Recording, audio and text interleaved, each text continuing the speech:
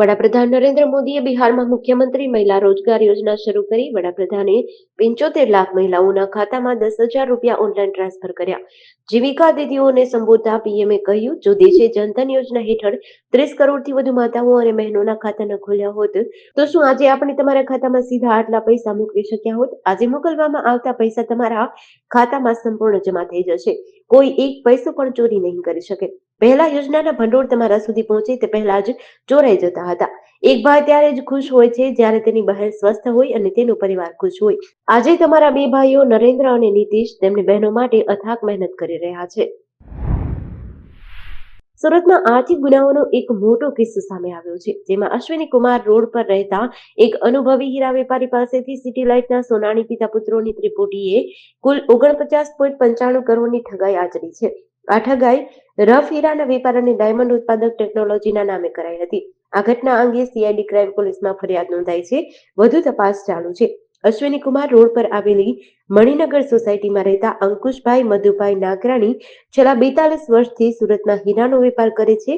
જેઓ જસ્કો general trading LLP અને Asian grow diamond જેવી કંપનીઓ ચલાવે છે.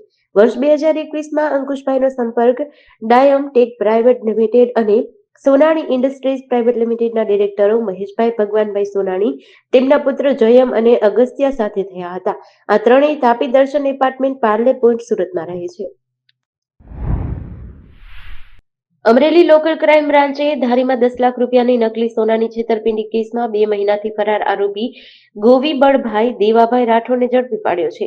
આ આરોપીને ધારી પોલીસ સ્ટેશને સોંપાયો છે. આ છેતરપિંડીનો ગુનો 2 મહિના પહેલા ધારી સ્ટેશનમાં નોંધાયો હતો. વનિતાબેન કાનાભાઈ ચૌહાણે ફરિયાદ નોંધાવી હતી કે આરોપી જાવીરભાઈ ઇકબાલભાઈ બાનવાર, આસિફભાઈ હેદરભાઈ રફાઈ અને અન્ય 2 અજાણ્યા શખ્સોએ સસ્તા ભાવે સોનું આપવાની લાલચ આપી વિશ્વાસ કેળવ્યો હતો.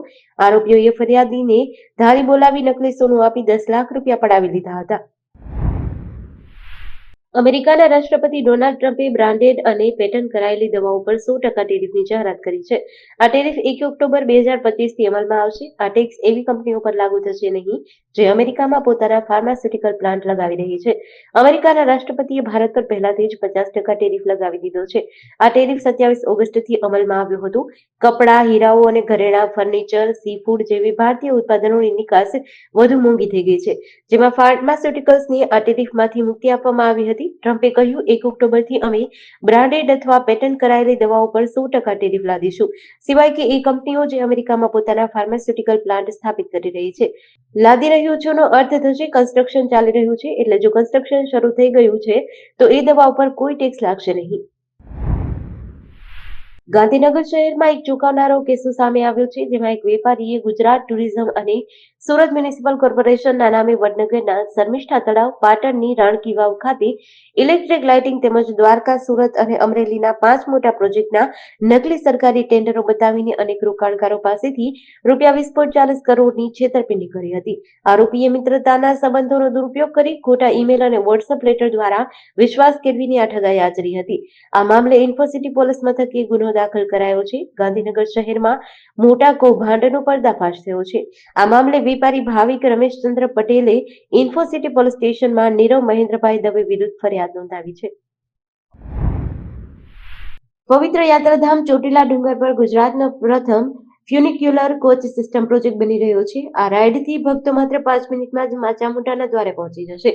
આગામી ચૈત્ર નવરાત્રી સુધીમાં આ પ્રોજેક્ટ સંપૂર્ણપણે પૂર્ણ થાય તેવી આશા છે. પ્રોજેક્ટ વૃદ્ધ, અશક્ત અને બીમાર ભક્તો માટે ખૂબ જ લાભદાયક બનશે. તેમજ તેના લોકાર્પણ માટે પીએમ મોદીને આમંત્રણ આપવામાં આવશે. ચોટીલા ડુંગરના પગથિયા પાસે માત્ર 20 ફૂટ વિસ્તારમાં આ ફ્યુનિક્યુલર સિસ્ટમ કાર્યરત થશે, જેમાં ફ્યુનિક્યુલર કોચ જશે. આવા કુલ 6 કોચ ઉપર જશે અને 6 કોચ નીચે આવશે. એમ કુલ 12 કોચ કાર્યરત થશે, જેમાં એક કોચમાં કુલ 6 વ્યક્તિ બેસી શકશે. હાલમાં આ પ્રોજેક્ટનું 30 થી 35% કામ પૂર્ણ થઈ ગયું છે. આ પ્રોજેક્ટ પૂરો થયા બાદ જેમાં એનું ડુંગર પર ચડવાનું ભાડું ટ્રસ્ટ દ્વારા રૂપિયા 30 પ્લસ જીએસટી સાથે વસૂલવામાં આવશે. ક્રાઇમ બ્રાન્ચે એક મોટા સાયબર ફ્રોડનો પર્દાફાશ કર્યો છે, જેમાં રાજસ્થાનના અજમેરમાં એક મહિલા પ્રોફેસર પાસેથી ડિજિટલ એરેસ્ટના નામે 7,50,000 પડાવી લીધા હતા. આ ગુનામાં સંડોવાયેલા મુખ્ય આરોપી હિતેશ પ્રવીણચંદ્ર ધોડિયાવાલાએ સુરતના જહાંગીરપુરા વિસ્તારમાંથી ઝડપી લેવાયો છે.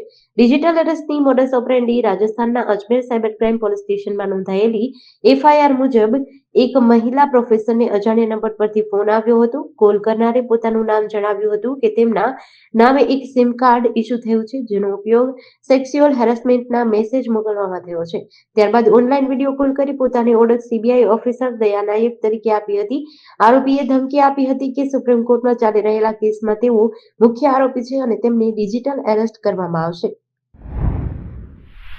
ભાવનગરના ત્રાપજથી ગઠવા ગામ નજીક આવેલ ફર્નિચરના પ્લોટમાં વિકરાળ આગનો બનાવ સામે આવ્યો હતો. આ આગ નીલકંઠ ફર્નિચર પ્લોટમાં લાગી હતી, જ્યાં ગાદલા બનાવવાનું કારખાનું ચલાવવામાં આવે છે. અચાનક જ ફર્નિચરના પ્લોટમાં આગ લાગતા ધુમાડાના ગોટા આકાશમાં ઉડ્યા હતા. અલંગ ફાયર ઓફિસર પીડી વ્યાસ દ્વારા આપવામાં આવેલ માહિતી અનુસાર ફર્નિચર પ્લોટની મશીનરીમાં શોર્ટ સર્કિટ થતા આગ લાગ્યાનું પ્રાથમિક કારણ સામે આવ્યું છે. ઘટનાની જાણ થતાં જ અલંગ ફાયર વિભાગની ટીમ તાત્કાલિક દોડી ગઈ હતી. આગના ભયાનક સ્વરૂપને જોતા અલંગના 2 ફાયર ફાઈટર અને તળાજાના 1 ફાયર ફાઈટર વાહનને પણ તાત્કાલિક બોલાવવામાં આવ્યા હતા. અંદાજિત 40,000 લીટર પાણીનો છંટકાવ કર્યા બાદ આગને કાબૂમાં લેવાઈ હતી. છોટાઉદેપુર એસટી ડેપોથી કોઠારા ગામ તરફ જતી એસટી બસ વહેલી સવારે મીઠી બોર નજીક પલટી ખાઈ ગઈ હતી. આ અકસ્માતમાં બસમાં સવાર 10 મુસાફરને ઈજાઓ થઈ હતી. ઈજાગ્રસ્તોને તાત્કાલિક 108 દ્વારા જોજ સામૂહિક આરોગ્ય કેન્દ્રમાં સારવાર અર્થે ખસેડાયા હતા. એક મુસાફરને ગંભીર ઈજાઓ થતા તેમને છોટાઉદેપુર રિફર કરાયા હતા. અકસ્માતનું ચોક્કસ કારણ જાણવા મળ્યું નથી. એસટી વિભાગના અધિકારીઓએ આ અંગે કોઈ નિવેદન આપવાનો ઇનકાર કર્યો છે. અકસ્માતની તપાસ હાલ ચાલુ છે. વેરાવળ તાલુકાનું લુંભા ગામ અહીંના બાળકો માટે ભણતર તો છે, પણ ભણવા માટે જગ્યા નથી. 1.5 વર્ષ પહેલા જર્જરિત સરકારી શાળાની 6 ઓરડાની ઇમારતને જમીનદોસ્ત કરી દેવામાં આવી હતી. નવી ઇમારત માટેની મંજૂરીની રાહ જોવાઈ રહી છે, ત્યારે ગ્રામજનોની આંખો પણ હવે થાકી ગઈ છે. હાલમાં ફક્ત 2 જ ઓરડામાં ધોરણ 1 થી 8ના વિદ્યાર્થીઓ ભણે છે. એ જ ઓરડામાં આચાર્યની ઓફિસ પણ છે. 6 શિક્ષકો હોવા છતાં ઓરડાની અછતના કારણે ફરજિયાત 2 પાળીમાં અભ્યાસ ચલાવવો પડે છે. ગ્રામજનોમાં અસંતોષ વ્યાપી રહ્યો છે. તેઓનો સવાલ છે કે જવાબદાર શિક્ષણ વિભાગની બેદરકારીના કારણે બાળકોનું ભવિષ્ય અંધકારમાં ધકેલાઈ ગયું છે.